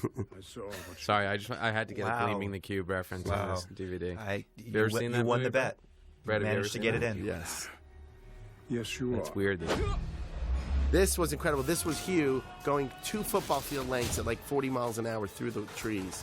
And I'll tell you, his back was sore after that. After that hit right there. Whoa. That hurt. See, I'm surprised that didn't get us an R rating right there. Me too. I guess it's so quick. 2 minutes to run. I really like Bill Duke in this movie, I have to say. I like him in every movie. I liked him in Menace to Society. I preferred him in Menace to Society. Good director, too. Yeah. Oh, well, that's a better movie than this. Yeah. I mean, this is just X-Men. That is now, obviously Mystique, Rebecca. We got to make a point here for those people who missed it. People think that Mystique was setting them up. Yes, was tricking them, but actually what was written was that she was snitching on them. Yeah, well, no, I think it's the people take it that she's betraying Magneto, but then when you realize what's happened, you have to wonder: is she betraying Magneto or not? Or is she helping him by turning evidence to? But we leave that to you, the audience. We leave it up to interpretation. We leave some things up to the audience. Right. Hopefully there'll be some PhD dissertations. For most of these guys are supposed to be Boba Fett. A lot of people don't know that. This was there was a movie called what was the movie that I took this from? Clear and Present Danger. No, it wasn't Clear and Present. Patriot Games. Patriot Games, which had a sequence very similar to this. Yeah, which was like. So Yeah. we shot that practically with soldiers with an infrared or whatever it was called. But that is where we got the idea, was from that wonderful sequence, and we thought, who better than Multiple Man to do this whole... Oh, I just ruined it for you if you haven't seen it yet. But I'm assuming anybody listening to the commentary has seen the movie. I know. Otherwise, you guys should Hopefully stop see the movie listening to the before you- commentary and just watch the movie. A lot of people just listen to the commentary. They turn off the movie and just... But this was shot actually practically and enhanced with, except when they disappeared there. That was definitely CG. Yeah. And this is a great reaction by Eric Dane here. And this isn't easy to do, actually. Okay. I give up. You know, it's kind of hard to deliver a line like Yeah. such a one-liner like that, but he does it perfectly. He earned his pay that day, Yeah, for sure. he did. Took 12 days to make 40 of them go into him, but Hey, is that shot, was that, how we was were that there. shot? We were there in Alcatraz. Right. We went to the. Now, this shot was shot on multiple continents. This was shot in England. No, actually, it was shot in England, Vancouver, and Oh, Danya and Omira and the plates were shot shot in somewhere San else? Francisco. Yeah, Didn't know they that. weren't together. The magic of cinema. Great Steadicam work by James Muro. Here's a nice move right here. I need help. You found her. Yeah, she's with Magneto. Where are they? They're on the move. I know where they're going. You're saying you saw Magneto? Yeah, gotta go now. They're gonna attack Alcatraz. There are troops. This next scene was this was an ad right here. We wanted him to Right. show up in the third act, and we said, "How is he going to show up and know Set this?" it up. Yeah, at one point he was going to join the team. This is a scene that we went back and forth on a lot of different times. Yeah, I don't know. I don't know what to say about I think the the best final version of this scene, actually, unfortunately, is not in the movie. I think the best Really? version Yes, is is on the DVD. is with Brett Ratner playing Wolfenstein. Wolverine. The Jewish Wolverine. Yeah. Well, there were two different versions of this speech by Wolverine, and We lost Scott. Interestingly, the original version ended up in the trailer. yeah, and I think will you have the other version on the DVD, Brett? Of course I will. Okay, well then people can judge for themselves, because Simon and I worked pretty hard on the other version of it. Yeah, I mean, look, they're both versions actually accomplish the same ends. X-Men. All of us.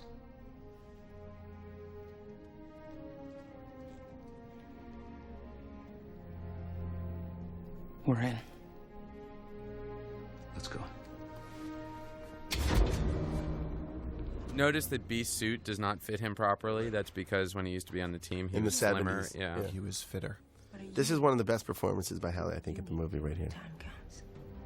I like this. I like her scene previously with Hugh in his room. And all Hugh that was stuff. having a very bad hair day. Yeah, that was weird. What's going on there? Is it just a... And I thought this CG, this plane looks so incredible. Just, Yeah, that's not a real plane. It Oh, is. it isn't? I thought That's the plane that Brett used to fly up this and back one is from the real. set. This one is real. Okay.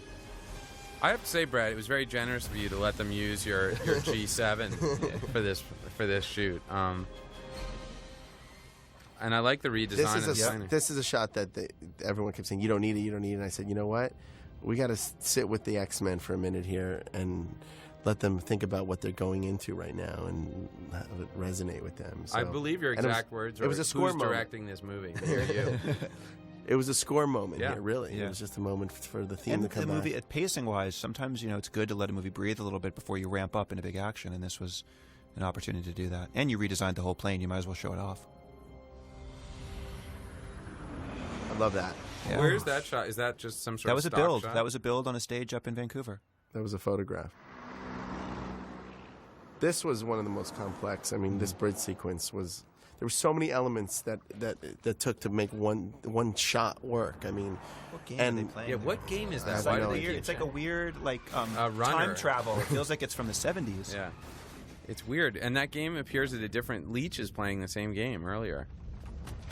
what we did was we actually built a part of this bridge in Vancouver. I think it was like 250 feet of the bridge, and it was like the biggest green screen you've ever seen in your entire life. And I wanted to do it that way because I want the actors to actually be on this bridge with the cars, with the extras, with the, when they're walking, when Magneto's walking down that bridge. Instead of normally it probably would have been done in a green screen environment, but then I got to go. Okay, the bridge is moving to the left. Everyone turn that way, and so much easier. Here, this shot This right is a here. great shot. They're actually walking on that bridge. This is a great shot. I mean, this is such an epic. And this whole idea that we got to do a battle with so many mutants was something that, we had wanted to do for so long. By the way, whoever cast that woman did a great. You cast that woman. That is because she's really good for just an extra part. Is she a local actress? She's an actress. Yeah. I wanted it was written it wasn't written for someone who was. It could have been an extra, but I said we got to get an actress because she has to react to Magneto. And this is great too. The little flutter effect, Yeah, that's Jimmy Miro shaking his Steadicam. Believe it or not. Wow. Huh. His instincts are incredible with the camera work. I mean, just. This whole bridge sequence was actually Simon. Simon found this in the comic book, and it was his idea to put it in the movie. Yeah, I think in the comic actually it's the Brooklyn Bridge. Right. Yes, it is. But we weren't going to do this kind of attack on New York for obvious reasons. And I argued vehemently for Throg's Neck. For the Throg's Neck Bridge, but Simon overruled me. No, I thought this was a tiny bit more iconic. I didn't know how this was going to work. I mean, I was like completely blown away when I saw the first test of this. I'm like, holy shit. This is an incredibly complex sequence, visual effects-wise, practically. It took Simon and I about 7 weeks just to paint and draw all this. That's true. To get it right. This is a great shot here, too. Yeah. Now we're getting into the really great DVD commentary. Yeah, look at that. That's great. That's great. Okay. Actually, I do love these shots. I wanted to keep Leech alive. Yeah, it's good. Know that's what they're going over. They're going over to kill that little boy. That's the source of the cure. That's what we were talking about. That's what he was saying in the woods. Yeah, that's the key to this scene is that that bridge was actually a miniature. It was a 1/12 scale miniature that they built and photographed, which was, I think, the best way. I mean, the reason why the first Star Wars, worked so much better than for instance the last Star Wars. I think because the elements were practical. They're models. Right. I agree. Take that, George Lucas. There's a little beat here that's really nice that we actually should give a shout out to all the producers. This was a Ralph Winter idea. Actually, the woman right here. This was his idea. This was Ralph's idea. I think one of the best moments. It's a fun moment. It gets a great response in theaters. Way to go, Ralph. But we should give a shout out to all the producers. I mean, John Palermo, Kevin, we mentioned before, Lauren Schuler-Donner. David Gorder. There's some other people we're missing. This was a stretch, but transitioning. But if you notice, the sun was setting in the shots in the car. But now it's night. I mean, it happens very fast, but I think it works. Hopefully, you're in the movie enough that you're not, Yeah, and if it doesn't work for you, then maybe you should turn off the DVD and you should ask for your money back. Probably. This was a nightmare. I mean, we were exterior night for a month in the freezing cold. If you notice, rain every single night. With all these mutants. I thought the lighting job here, and this was really my idea to put this battle in an environment where there's 4 walls where you're inside, and I don't have to CG the city around them. We're inside a kind of a fishbowl, which should be out in Alcatraz Island. See, we're surrounded by walls, which I think makes so much more sense than being in the open streets in Washington D.C. One of the first things that Simon Crane pitched, and I believe Matthew had a hand in this, was the idea of these crazy cure weapons that explode and send darts all over the place, which really made it all the way through every version. That's why the pawns. He said that again in case you didn't hear him the first time about the pawns. Yeah, that I'm not. Yeah, I got to talk to Mark Alfred about that. Yeah. No, Zach was like, everybody should repeat their lines at least 2 or 3 times. We wanted to show. We went out until get popcorn. He really knows chess. Yeah. We wanted to be very clear visually that what these darts were doing, and we set it up with of course Mystique. But now seeing mutants getting hit and then seeing them change was an important visual. Yeah, it's funny because remember there was all that debate about will people understand that it's cure weapons. We got to give a shout out to Elmira right here. Yeah, this is awesome, and her physical the performance. Coolest mutant. The coolest mutant in the movie. The shaking of the fingers is what sells it.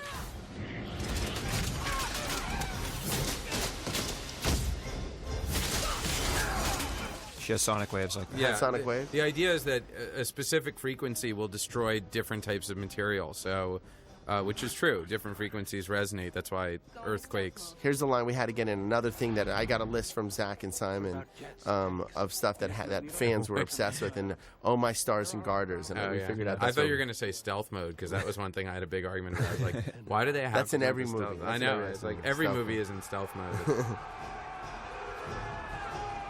Actually, by the way, the Oh My Stars and Garter is Kevin Feige. Hold on, but that was Mark Helfrich. Yes, that was cool. The Ash Man. That was a good call. This was, I gotta say, one of the most complex things I've ever shot in my entire life because there were so many elements to it. Yeah. So many. The set was huge. We had 13 cranes, 300-foot cranes on the set, lighting it, and all the people and Did all you the mention rigging. it was freezing rain the whole Yeah, time? freezing rain the entire time we shot this. It's brutal. And it's hard. It's hard when they have so many characters. You have so many things going on. Yeah, that's a good moment right there. To tell Sean does a great job with that line. story. I love this. Yeah. When he slides down the wall. It's just a great introduction of the characters. And I think Mark Helfrich structurally did a brilliant job at taking all this footage, and Mark Goldblatt and Julia Wong, our other two editors, and making this third act make sense, with a beginning, middle, and end, and still tell the story and still get the emotionality. And I love the standoff here. This was... I like this shot a great deal. Traitors to their own cause. Ian McKellen is one of those actors that literally you give him the phone book, yeah, and he says it out loud, and it sounds like Shakespeare. So this shot I love. Gives you a lot of free gifts. And you know what? I'm actually going to do the phone book with Ian. No, I'm shooting a movie called The Phone Book with him. That's been done. Oh no, that was Phone Booth. Yeah, but well, it's a combination. See, of like phone we booth added and here, like notebook. visual effects. That guy falling was a CG guy, like getting hit, because obviously they couldn't hit a guy with that huge. I love the sounds of. Yeah, the sounds of this are pretty incredible. Yeah, it's so. They're very so like harsh. used in the cartoon too. Yeah. Omira has unusual hair. I don't know if anyone's ever told her that, but it's true. I love this visual effect. Who sort of created this visual effect? Is this Simon Crane and Bruno and you together? Which one? Just Speed? Danya just popping from place to place like she did in the previous scenes. That was John Bruno. It's a great idea. This is a pretty. I love that. Yeah, Her it's pretty spitting intense. at. Again, we set up that these two had fought. I love Kitty Pryde. Yeah, That's a great stunt. Go inside, get the boy. So you want to pay off these characters, these kind of personal battles. No one cares really about, nondescript soldiers or mutants getting hit, but when it's a character that you know and that you've seen, and especially when there's a wink or a smile or a little challenge going on, and then you see the payoff of it, it's really exciting. And one of the first action sequences we talked about, actually, Zach and I, when we started working the script, was this is great, by the way. Was Kitty and Juggernaut, which is coming up. It was important to me to put humor because in the comic, when I did my kind of research, I saw there was a lot of humor in the comic, and it came from character. A lot of sarcasm and irony, right? Yeah, but also, even in the first two movies, "You're a dick" is one of the most memorable lines from the first movie, which is pure comedy. This is a line that probably we should talk about. Who showed this to me? Was it you? Zach and I both. Zach showed me. I showed it to you. Showed me an internet blog of was it on YouTube or something? It's on YouTube. Yeah, it's all over the internet. Yeah, on the internet of these guys who do voiceover over a cartoon, the X-Men cartoon, which I'd seen as a kid, and they're like just jive talking over it. Yeah, and the catchphrase is, "Don't you know I'm the Juggernaut bitch?" I'm the Juggernaut bitch. So I saw it. I thought it was so brilliant, and convinced the studio to let me go back and shoot that. This is a very harsh scene. That's one of the things I like about it. Is so I adore rough. Ken's performance in this scene. It's Psylocke. Mm-hmm. Yeah, that is Psylocke, isn't it? You're the It guy is. that invented the cure, right? I just love how matter-of-fact Ken is in all these scenes. He has a line up on the roof that's he just delivers in such a matter-of-fact way. It's so much scarier. This is really pretty rough. Calm down. She'll be okay. Don't worry. Everything's gonna be okay. But see, he was lying there because he then killed her. And one thing is there is a serious body count in this movie, which, in general, it's something we really wanted to do. Is you feel like at the end of this movie, it was the end, the last stand. Yeah, and there's really been a war. Well, look. This is a trilogy. We wanted, like I said, this was the third part of the trilogy, and I wanted, and it read that way. When I read the script, I said, "Wow, where they can't go any further." I mean, we've killed so many people in this movie, and so many main characters die in this movie. Are you going to kill Chris Tucker in Rush Hour 3? Yes. You heard and it here Jackie first. Chan. Awesome. Jet Li and Chris Rock will be taking over. Wow. What's going on? Your powers won't work with me. there's, the contrast between the design of this scene and everything else we've seen works so well. The way it's so white and so... I'm the wrong guy to play hide and seek with. Who's hiding? Dickhead.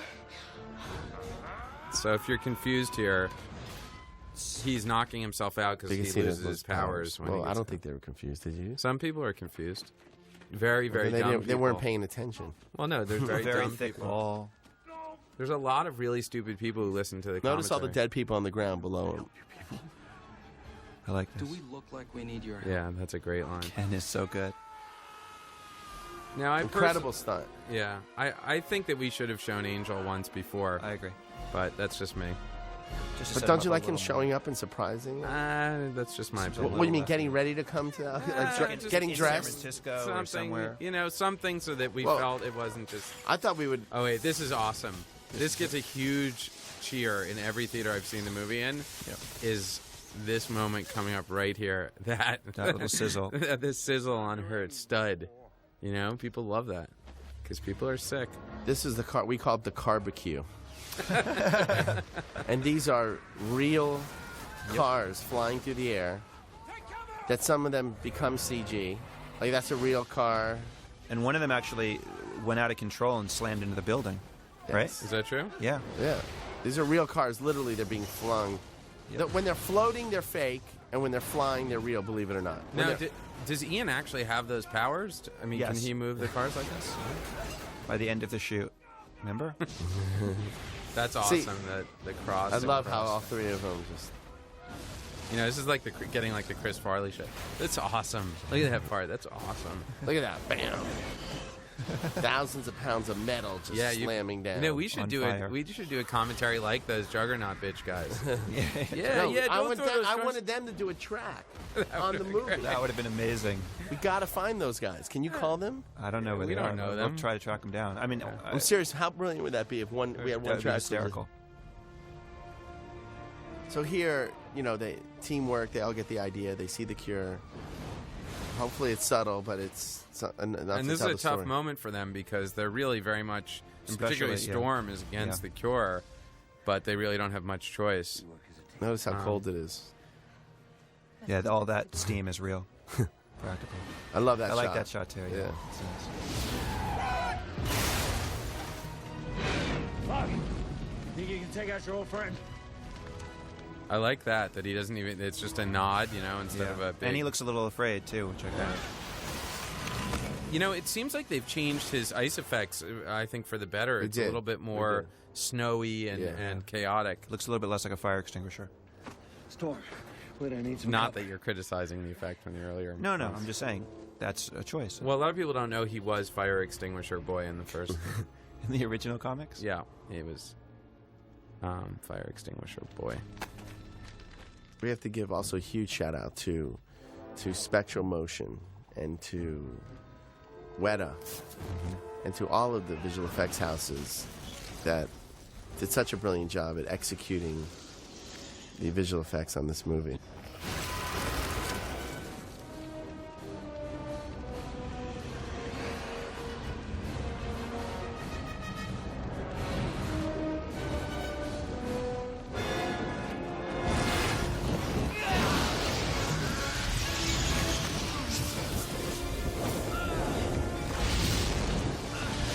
You're in over your head, Bobby. I need to go. So this is cool because this was it's just a fun scene. This is something we also talked cool with Brett visual about. effect. Yeah, the fans have been wanting ice to up. see this for a long time, that he gets totally iced up. Ouch. Hey, is it true they have to cut that in England? Because you're not allowed to show Headbutt is an R, is the equivalent of an R because of because of soccer hooligans, yeah. Where in the movie they cut In it? England. In England. No. Otherwise it's an R. And you're also not allowed to have a fastball special in Malaysia. No, but it is true about the headbutt. Yeah, Well, it the is. airline It's 'cause of version soccer is like ridiculous. It's like a G. Well, the Saturday morning version that my kids have been watching, it's only 1 minute long. Just Angel flying around. Harsh. Yeah, and Ian's performance here, I thought was just This guy's incredible. good, Yeah, McKellen. this McKellen He's guy. going You somewhere. should make him a knight. Great callback right here, which I mentioned before. I'm one of them. No, you can. Right? Actually, your line reading. You know what? I'm is going to do pretty some of this score. compelling.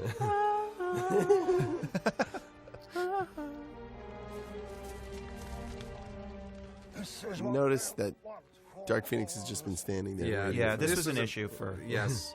Why don't we leave it at saying that we argued a lot about this? You know, But you know what? At the end of the day, it works. That's all that matters. Yeah. Yeah, the most important thing is she has an emotional transition here to transition into going full on Dark. The argument, really, so you guys know, is at what point does she respond when Ian is about to kill Wolverine, which is that moment before, or we wanted we need something to ignite her, and this is what we came up with, which is the soldiers were about to. And there were some of us wanted her to enter the battle earlier. But then and the thing is, my argument X-Men. was that she was so powerful. If she decided to get into the battle would be over instantly. Right. So we kind of held it. That is actually Famke Janssen flying up into the air. This is where things get really crazy. I call her Famke Janssen. Right. You know, it's interesting because it's pretty hard to find another blockbuster summer movie that ends with one of the heroic characters going completely out of control and killing everyone in sight. It's like a French killed film by the man she loves. Ends like a French film. Yeah. It's like Jules and Jim. It's the 400 blows of comic book movies. Well, Truffaut was one of my inspirations in the making of this movie.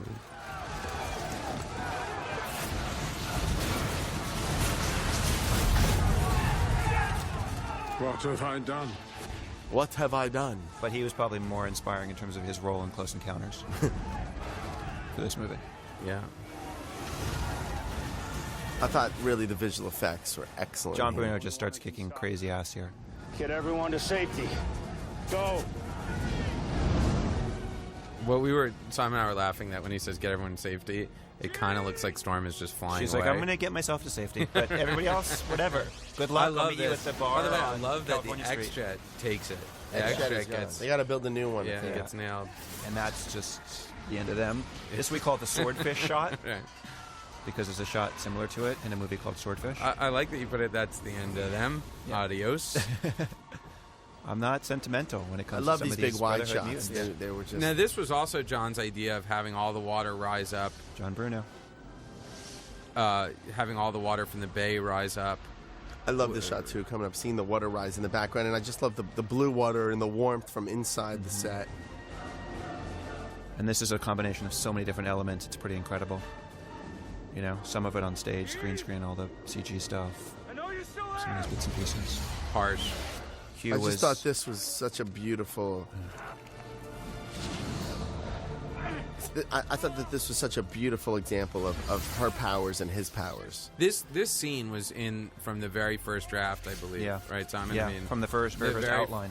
But I thought the visuals of seeing him healing and you know, seeing and it's you got to be careful because it's also like a little bit gross. Yeah. And when we shot it, he was a little bit naked, so you know. He was actually naked when he shot this scene. Yeah. Right. Actually, at this point, isn't that those suit pants all are CG? CG. Yeah.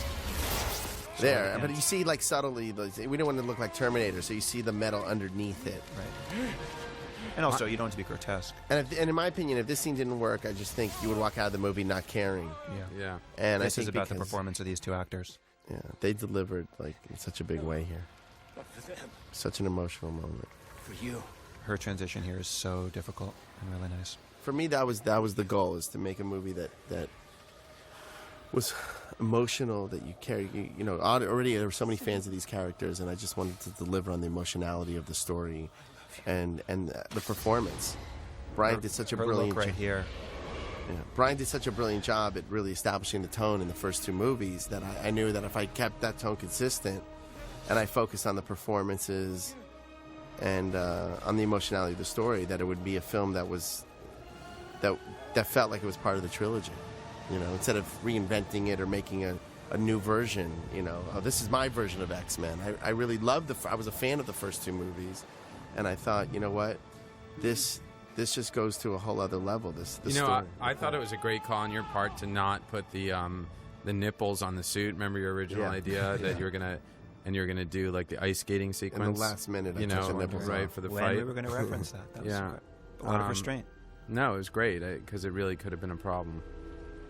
We had the luxury also of this being the last thing that we shot, really. It was the last day or second to last day we shot that climax. And it took forever putting the bridge back where it belongs, so that was good. So that's it. Oh no, there's more. No. There's more. There are actually some people There that was a lot start of- to stand up and then they get back down. There was a lot of different versions of these epilogues. I mean, I think always when you Codas. have epilogues and scenes, they go through twists and turns and development and production. Some people feel as though we should have given Scott a little bit more of a tribute. Well, those are Scott fans. or Yeah, something. they're fans of Scott's.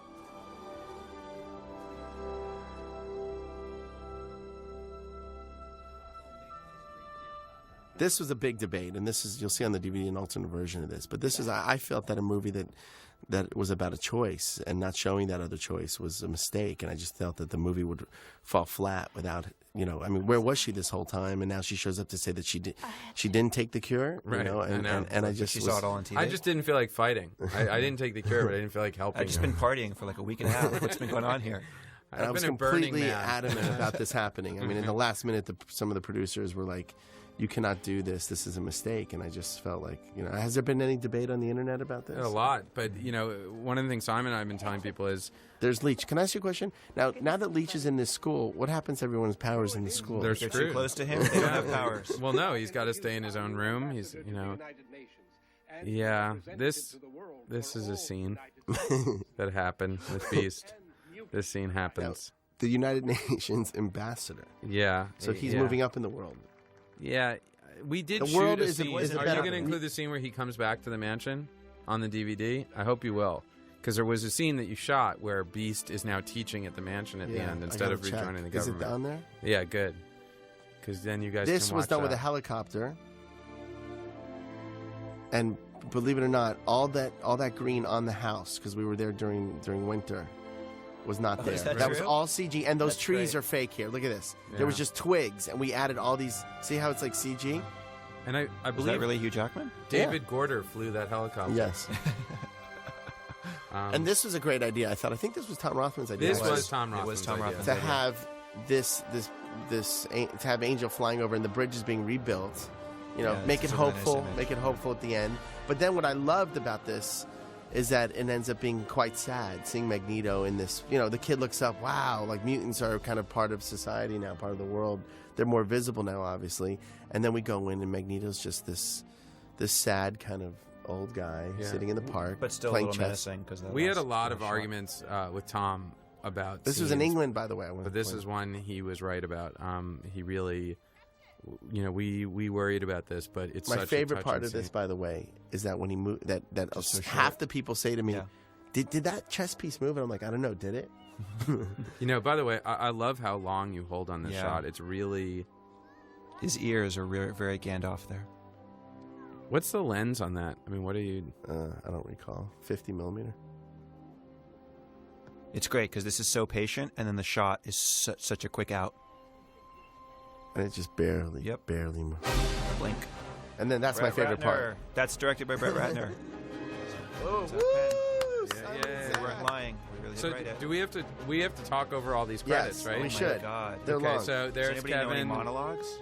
So I want think to, aside from the people that are up on the screen, Dante and everybody, I really want to give a big shout out. Chamoy. We have to Chamoy, thank yes. Mike Chamoy. Yes. Mike Chamoy. He is Zach's alter ego.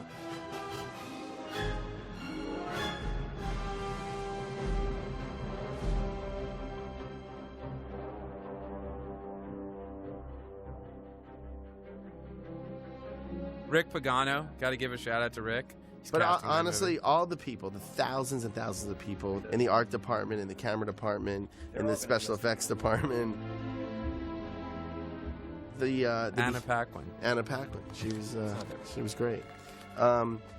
Seriously, no, I want to. Without all these people, all these craftsmen, all these artists who contribute to this movie, none of us would have been able to do this. We had the most incredible crew and the most incredible cast of actors. For me, this was a dream come true, and these guys, I really wouldn't have been able to do it. I want to really, really thank you guys, Zach and Simon. I don't want to get sentimental here, but seriously, you guys were 100% behind me and was really supportive. And despite all of the criticism that was going on the internet, you guys really stood behind me and backed me up 100%, and I want to thank you. Well, Really. thank you for making such a great movie. Thank you. Yeah. I think we should thank some of the people who never get, like Hoppy. Hoppy. Hoppy did Hoppy a lot Dobbs. on this movie. Hoppy, my Seriously. assistant. And who else was really helpful? Peter, your driver? What about the stand-ins, guys? No, but I'm serious. Like people like Chamoy There and are Hoppy. hundreds and thousands of people that make these movies, and it's right. But I'm just saying, like thank sometimes everybody. random. I know you can't thank everyone, but what I'm trying to say But then is, someone's going to get hurt feelings. Zach, Oh, you want really? to thank your rabbi? I mean, what are you trying to get to, Zach? I feel Here's like what you're I'm trying to trick I'd us like to into thank my something. wife and my kids. Okay, Um, that's very nice. No, You have a rabbi? I mean, come on. No, but what I'm trying to say is, What that are you trying to above say? and here's what I'm trying to say. Above and beyond the people who actually work on the movie, there's all the peripheral people, like the people in your life or in our lives, who actually end up You contributing. mean like my out. housekeeper? Your housekeeper who kept the house clean. You know who deserves a big thanks is whoever does your floors. Yes. Because one of the most interesting parts, and here's a little tidbit for the fans at home. Brett, you have to take your shoes off when you go in Brett's Yes, you house. do. And we had a lot of Yes, meetings you at his house. And it doesn't matter, I mean, if the Dalai Lama comes over or the Pope. Your shoes are coming Their off. shoes are coming off. In fact, there was one person who didn't take their shoes off in your house. Who And you was know who that? that was? Who? It was Danny Jansen. She never has to take her shoes Yeah, off. in my house. interesting. So she's more powerful than the Pope. Absolutely. Connie Palmisano, I want to give a big Yes, shout out. there you go. Connie That guy did a Palmisano came in, and because we had such a huge production, he came and really helped out and kind of consulted and shot some of the second unit stuff and assisted all of us in kind of telling the story with the stunts and with the action, and just did an incredible job, I thought. And Jamie Freitag, who has like 4 or 5 credits, but we should still mention. Yeah. He was really. He was my in the right-hand trenches. guy. He was in the trenches. my, And Lee when he Cleary, wasn't gotta playing. give a shout out to Cleary, Lee. AD, and God, there's so many people to thank. Dan Moore, he was a costume supervisor. I'm looking at his name right now. I don't. And know by the who he is. way, the score here over these credits is pretty amazing. Well, because it actually has to be because, we do something in this movie that not a lot of films do, which is we have a real scene after the credits. And I've seen this movie in a theater. We've by the walked way, it's around the from first theater to movie I've theater. ever seen in a theater where people sat. They stay through the for credits. these 6 minutes of credits. And Yeah, did these are not move. short credits. Hey, Brett, Yes. on the DVD, are they going to show a longer cut of this final scene that's coming up, or no? Is there? No. Because there is. Well, then maybe we should say one of the things that you don't see in that scene, but that was His face. there in the production design, is the name of the person who's lying in that bed, which is P. Xavier. Explain, Zachary. And what it is the idea is that when Xavier was born, he had an identical twin who was Right. stillborn with him because But Xavier's powers were so strong that he literally destroyed the He's kid's basically mind. brain dead. Right, and has been living in this brain dead state his entire life at Muir Island, which is where Moira's institute is. Mm-hmm. So the idea is that when Xavier transfers his consciousness, he's transferring it into. So if his there own- is another X-Men and you see Xavier, it's actually not Xavier, it's his identical twin. Right, brother. who can now walk. sensibility, his and consciousness. right, exactly. It's got his consciousness, so Wow. that when we That's do, cool. That's yeah. worth making an X4. Well, right that's there. why we did it. That's We're exactly. going to name it. It's By the way, X- I want everyone to know that no one at the studio knew we shot this scene. Yeah, it was never written. It anywhere, wasn't but- in the schedule. It wasn't anywhere. I did it I asked Patrick, do you mind during your lunch break if you can come down and shoot this scene? And we just did it. I mean, I justified flying Olivia from where was she from England or wherever to Europe to be just at the funeral. And then I tricked him. And then at the end, when it was time, I just showed it to the studio, and they were like, "Oh my god." You know, I actually X-Men. So there wasn't a secret agenda to do an X4. That's not why we did it. We did it as, again, another wink for the fans, because I'm Right. sitting next to the 2 biggest X-Men fans there can be. Also, there is in the comic book the precedent that Xavier was born. I think Right. it was with a twin sister. Yeah. We just made it a twin brother. So, I see. So Otherwise, it'd be a little funky at the end. Right, With a right. man's voice coming out of a woman's body. right. I I want to mean, give a shout out to Kodak and Panavision. yeah, they were awesome. And Deluxe Film Labs, who made the 17 or 18 or 19,000 prints plus. Here comes the scene. Silence. P. Xavier. Good morning.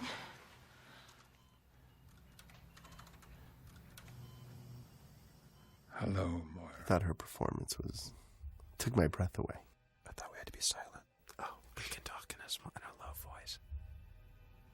The end. Is that it? Done and done.